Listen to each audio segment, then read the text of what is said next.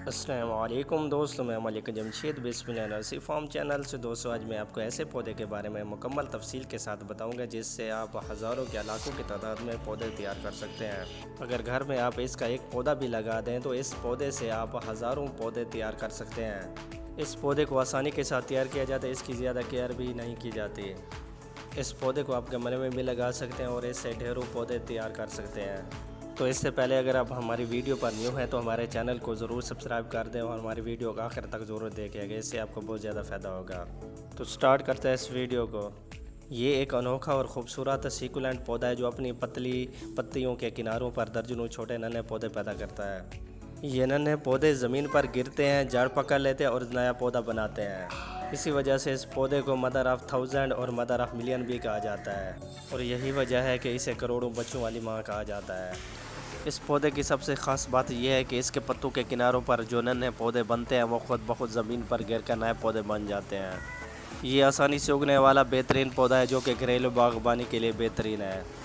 یہ ہوا کو صاف کرتا ہے، فضا سے زہریلے مادے جذب کرتا ہے۔ اس پودے کو دوا کے طور پر استعمال کیا جاتا ہے۔ کچھ روایتی ادویات میں اس کے ارک کو زخم، سوجن اور انفیکشن میں استعمال کیا جاتا ہے۔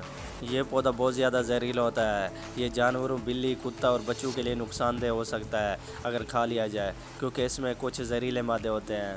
اس پودے کو ڈیول بیک بون اور ایلیگیٹر پلانٹ بھی کہا جاتا ہے۔ یہ ایک چھوٹے قد کا پلانٹ ہوتا ہے جو کہ آپ آسانی کے ساتھ اس کو گملوں میں بھی لگا سکتے ہیں۔ اس کے علاوہ آپ اپنے گھر میں بھی اس کو لگا سکتے ہیں۔ اس کی جو ہائٹ ہے تقریباً 1 فٹ سے لے کر 3 فٹ تک ہوتی ہے۔ اس کے پتوں کے اوپر ننھے نوکدار پودے ہوتے ہیں جو کہ آپ اس کو آسانی کے ساتھ لگا سکتے ہیں۔ اب بات کرتے ہیں اس کی نگہداشت و دیکھ بھال کے حوالے سے، اس کو کیسے کیئر کیا جاتا ہے اور اس کو کہاں لگانا چاہیے۔ پوائنٹ نمبر 1، اس کو دھوپ میں لگانا چاہیے۔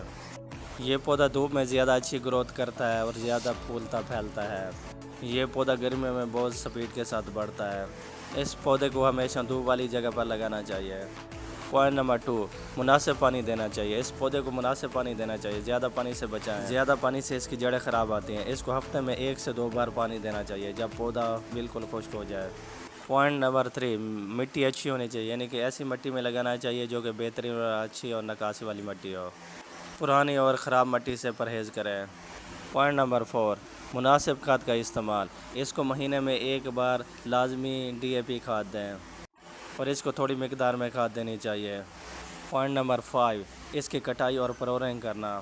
اس پودے کو گھنا اور خوبصورت بنانے کے لیے اس کی کٹائی لازمی کرنی چاہیے۔ کٹائی کرنے سے اس کی ایک تو خوبصورتی بڑھ جائے گی، دوسرے کہ یہ گھنا بھی ہو جائے گا۔ تو دوستو آج کی میری ویڈیو آپ کو اچھی لگے تو ایک پیارا سا کمنٹ ضرور کر دینا، اور کمنٹس باکس میں بتانا کون کون اس پودے کو اپنے گھر میں لگانا پسند کرتے ہیں، اور میرے چینل کو سبسکرائب کرنا نہ بھولیے گا۔ Thank you.